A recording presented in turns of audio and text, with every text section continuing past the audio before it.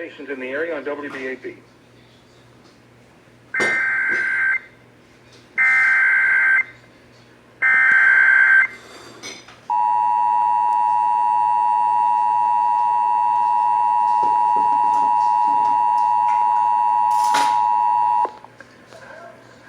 We interrupt programming at the request of the National Weather Service to activate the North Texas Emergency Alert System.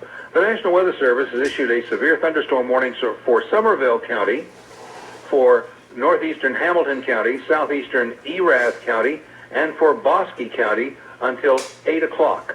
A severe thunderstorm is located 7 miles northwest of Cranfield's Gap, or 15 miles northeast of Hamilton, moving northeast at 50 miles per hour. This storm may contain tennis ball-sized hail and 60-mile-per-hour wind gusts. Clifton, Glen Rose, Meridian, and Hyco are in the path of this storm. Once again, a severe thunderstorm warning issued for Somervell County, for southeastern Erath County and sections of Hamilton and Bosque counties until 8 p.m.